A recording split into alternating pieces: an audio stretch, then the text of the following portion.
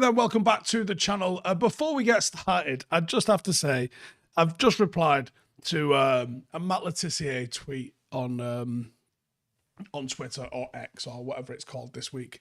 I'm gonna have to read it out to you. It's not a good look for him. Should we say that? It's the kindest way I can say it. This year's weather so far has been horrific. Don't disagree with that. To be honest with you, that's just facts. Wasn't it lucky for the government that 4 years ago, when they locked us down, we had wall-to-wall sunshine for weeks on end? It's almost like they planned it that way. I love a good conspiracy like the next guy. But this is all sorts of concussion syndromes, isn't it? Like, what? I remember, shit, what year would it have been?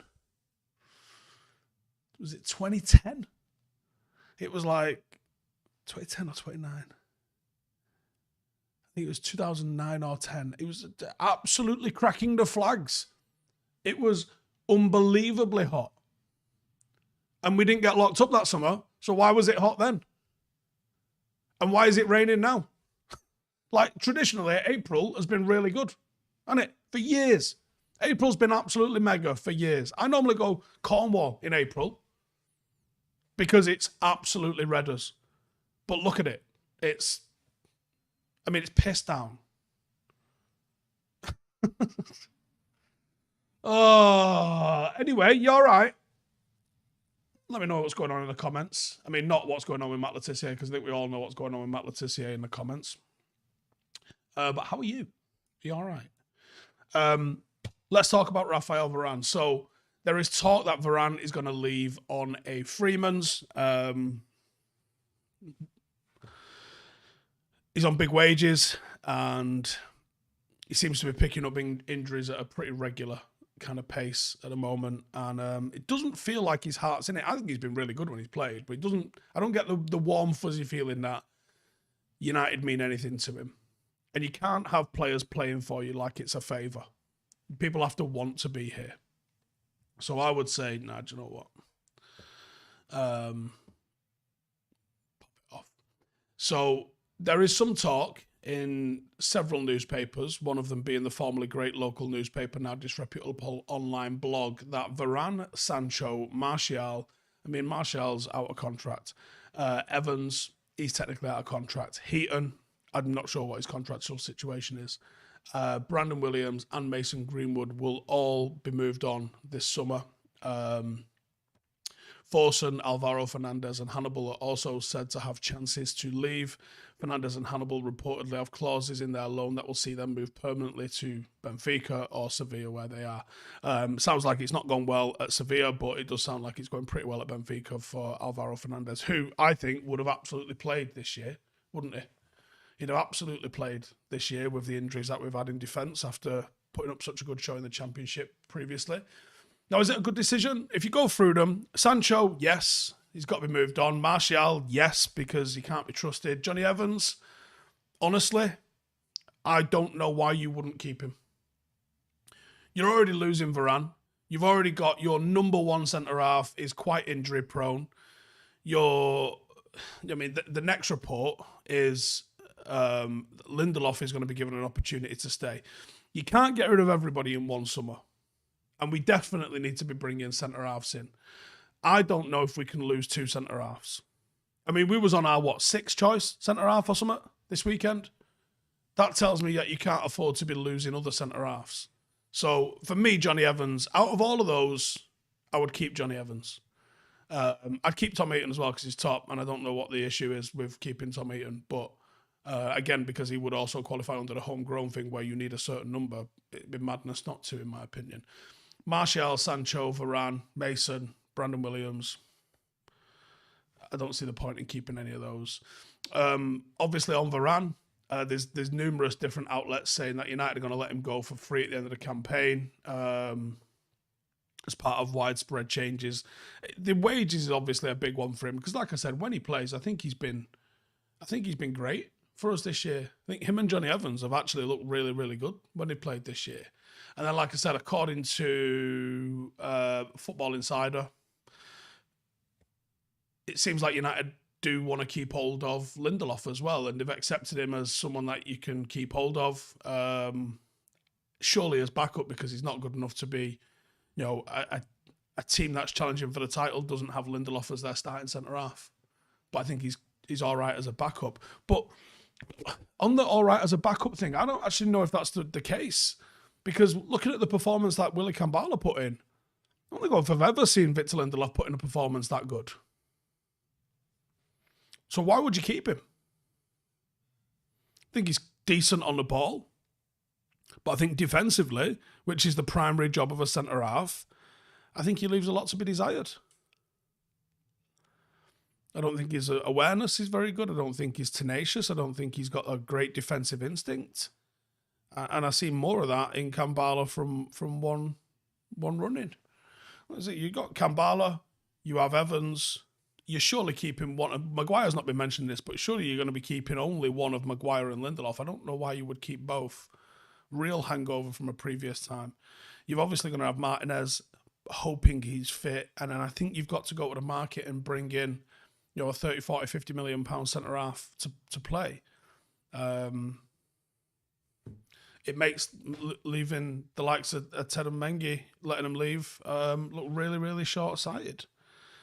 So Jimmy says, thoughts on Harry Amas? I like him. I think he's got a lot of potential. We did a video on him on the channel 3 or 4 weeks ago, if you want to go and check that out. In fact, if you go on the community section on my channel, I reposted it at the weekend when we saw that he was in the squad. So it's one of those, isn't it? Like, there's plenty of options, but I think you definitely have to bring in someone that you say, okay, you're going to be our starting centre-half alongside Martinez. And then you have the likes of Kambala, Lindelof or Maguire, I guess, Evans as backup for those. I think you need at least 5. At least 5. At least. Especially if it goes anything like this season, it's at least. What Bird says these are sad times about Varane. Ruzbay says, is Martinez and Erik Bailly 2.0 is a beast, but when fit but always injured? We're going to have to see, aren't we? Do I think Kambala could be starting next season? I'll be absolutely shocked if he is good enough to start next season. I would like him to continue to develop. He might be benefiting from a loan because you need those minutes. But I don't think I think he had a really good showing, shown a lot of promise, but I don't think he's ready to start next season. Joel says, lads, the Murta stuff is real. Laurie's one of the ones who said he's leaving this week. Nice. The Stallone Roses says, you laugh at Matt Letizia. Countries do geoengineer weather. Dubai do it all the time for rain. Yeah, but they don't do it for fucking sunshine, do they? Otherwise, they would try and turn different parts of the UK into hot tropical holiday destinations, wouldn't they? Wouldn't they? Like, also, I don't think you can just decide that you're having 4 months of lovely fucking weather. Dubai do it for rain because it don't fucking rain because it's the desert. It's one of the most stable climates out there. So they do it for rain so it doesn't get too fucking hot and people don't just cook on the street because it is well hot. So yeah, Dubai engineer rain. People have been engineering rain, but people don't engineer 4 months of good fucking weather so they can lock you in your fucking house. Christ on a bike. Right. Just roll your head around this, right? COVID cost this country how many fucking billions? All right, some of it, there was clear corruption where we paid friends of the fucking government billions, tens of billions for an app that didn't fucking work, okay? Bit of corruption in there. We paid other Tories billions for PPE that they never had to deliver, yeah? So there was absolutely some corruption going on in the mix there. But the fact that they also then furloughed half the fucking country that couldn't go to work, why would the government want to just fucking shell that out? I don't even know if we've actually recovered from that now. Fucking, you and fucking Letizia, stop eating paint. Fuck me. Dale says, Steve, quick question. When was the last signing for United that got you excited? It might have been Casemiro. Hang on. Sancho, Ronaldo. Like, there's been a fair few, to be honest. I mean, it depends how excited do you think.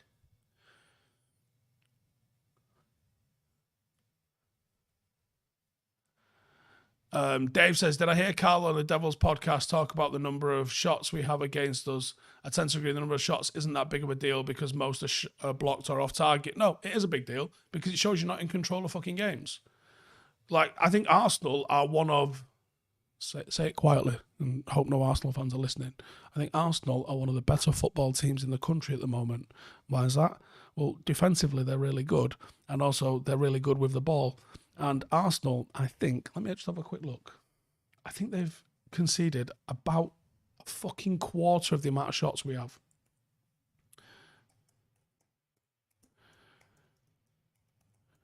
Let's have a look.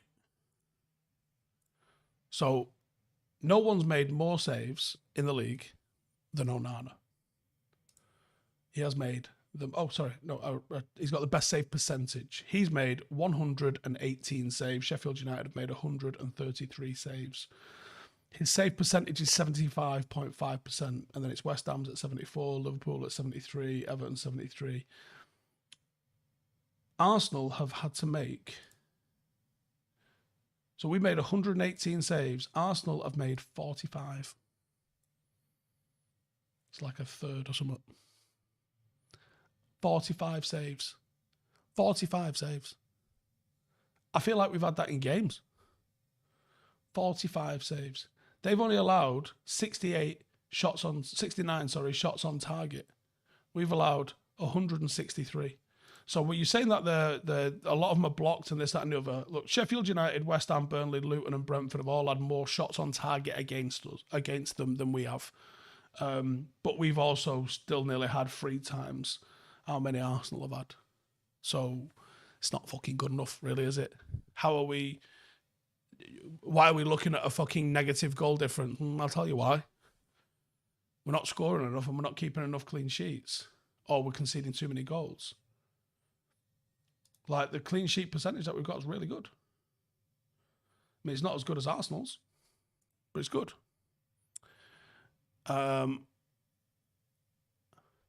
It's okay. Klopp is preparing for blaming us for Arsenal finishing above his team.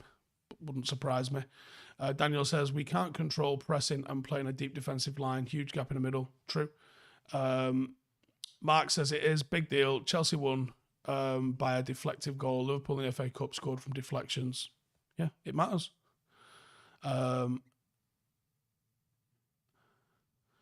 Gaz says, can't stand Arsenal, but they do play good football. Leslie says, they think it's a good idea to sell Malacia and buy a new left-back as a backup. Would he pass a fucking fitness test? I don't think you can do anything with him at the moment. The Stallone Roses says, research Harp and then call me a paint eater again after it. Right, okay. But Harp is an American thing, isn't it? So why are they fucking about with the weather in England? Right? I know some people fuck about with stuff. That doesn't mean that any time it was just nice for a while means that it was the government getting involved because they wanted to lock us down. And in doing so, that also cost them like trillions of pounds and probably completely put the country back 10, 15 years in terms of how much it spent. It doesn't make any fucking sense why they would do that, mate. Come on, wake up. That's the problem with fucking people that go into the conspiracy thing. Everything is a conspiracy and everything is the government doing it, right? Now, the government's got loads of fuckery in it, loads of it. And you're on the right lines, but you're looking at the wrong thing. You've got all the dots and made the wrong fucking picture. Like, if it's costing the fucking government that much money and no one benefits, then the government didn't want that. If it costs us loads, but hey, look, the fella that donated half of his fucking earnings to the Tory party benefited, well, maybe there's a little bit of fucking something in that one.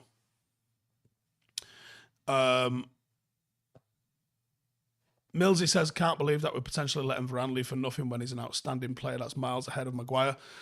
The issue that you have is players can go for free and you get their wages off the books. When someone comes in to buy Maguire and sees that he's like one of the top 10 highest paid defenders in the league, probably, I don't know the numbers, you're not getting one of the top 10 defenders in the league. It makes it a tough sell to be able to want to put someone on those wages. Do you know what I mean? Loads of people talking about John Murta going. It was obvious from the get-go, wasn't it? Abanev says, could What could be the reasonable reason for Ten Hag playing with kamikaze tactics with his defence? It just a case of better personnel. Honestly, I'm not sure. I'm not sure. I think if I had the answers to that, I'd be working at United. I can try and look into it, and I'm going to try and look into it. But I'm not, off the top of my head, I'm not sure. Because, I mean, I've also been sent the Ruud Gullit clip probably 700 times from different people. I'm going to watch that. I might even do a reaction to that as well. So we'll have a look. But I know that Ten Hag doesn't want to leave the midfield open the way it is. I don't know, maybe he's decided, look, risk and reward, we're better when we press. But pressing, the consequence of that means we're going to leave this gap. Personally, I can't think that's the one.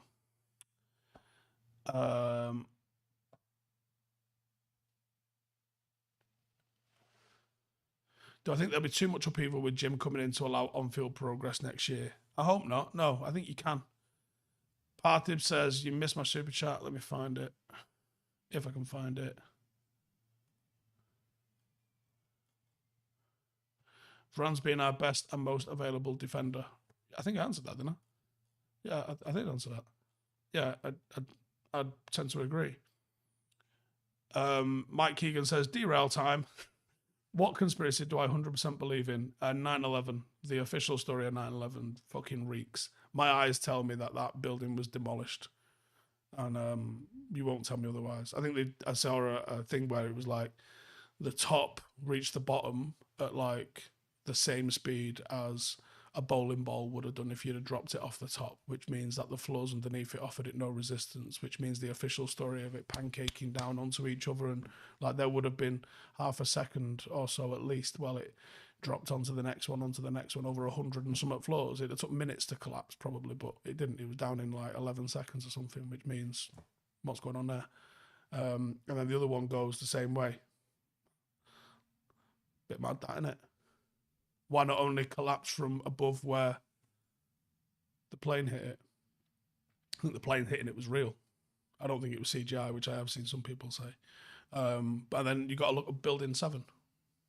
Wasn't hit by anything. Wasn't even on fire. I think it had a little bit of damage that had hit, like some stuff had flown over from the other two towers and hit it. And it was clearly demolished. Fuckery.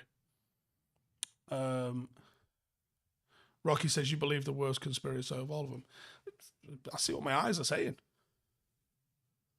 Like, I'm not saying these guys did it or them guys did it or there was a reason or whatever. I'm just saying that fucking story sucks. The official story is a load of old arse cake, is what it is. Akil with a super chat says, do I find it odd that we are in for Elise? I don't know if we are in for Elise. We need a 6 so badly. Also, love the scouting replacements you put on the show. Cheers. JT says, midfield has to be a priority. Casemiro, Amrabat, Donny, all gone, and McTominay needs to go. Leaves us only 3 attacking mids and Kobe. Yeah, I think there's very real chance of a 6 being our biggest signing. Sean, the super chat there, says, Stacey, who of the 3 evils are winning the league? Don't get me wrong, can't stand both fan bases. I like what you did there. Meaning City don't have a fan base, for those who didn't get it. What I would say is, I think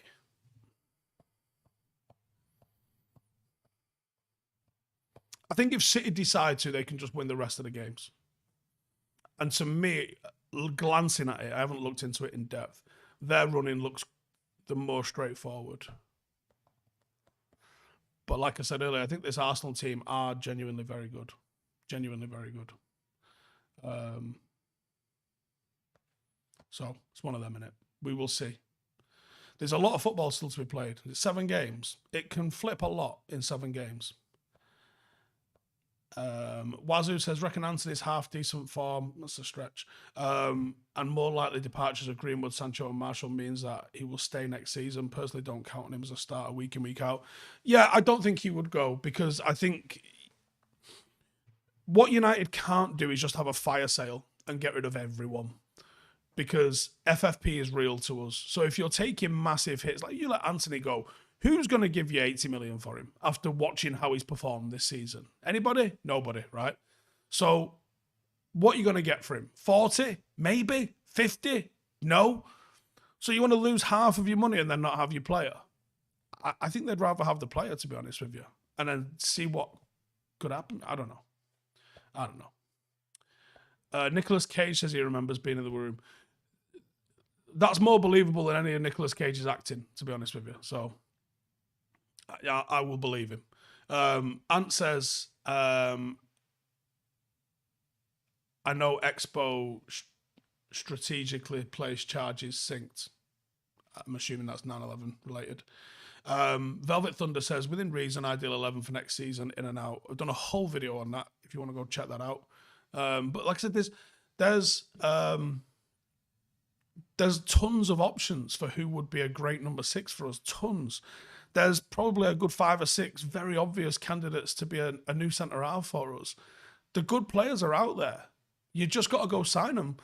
And there's a lot of good players in South America that you're allowing to go to the likes of Benfica, who are then going to have your pants down for 90 million when you want to try and sign them after 2 decent years playing Liga NOS. Like, that's the fucking problem. CTB says, Anthony's not that bad. For now, he's a decent squad option, at least. If this was an academy player coming through, you would not be impressed. I don't know how he's getting games ahead of Ahmad. And I know Ahmad's not technically a straight right winger, but do you know what I mean? Daniel says, can't sell, but can't take many losses. Got to sell. The easiest to sell definitely should be 10 or so if you count the loanees and youth. Yeah, it will be, yeah. Solver 6 says, I heard any rumours about the major changes behind the scenes under Ineos and the new staff employed. No, not really. It does feel like they're going down the methodical route, doesn't it? I did see something the other day, I think. I'm pleased to tell you I didn't imagine it, that they're not planning on Gareth Southgate. Good. I do get the vibe that Ten Hag's... I know they've said they've not made a decision on Ten Hag, which means he's going to be in charge next season. But that means, to me, they've not made a decision on Ten Hag.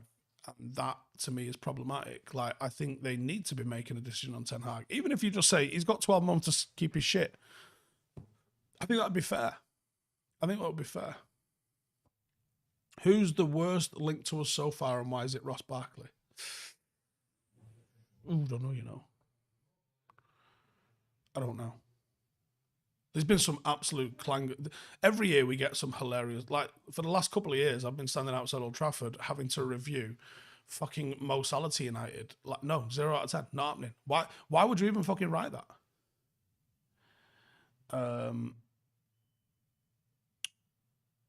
The Dippers have got the sporting manager, Steve. How good is this, says Amaya?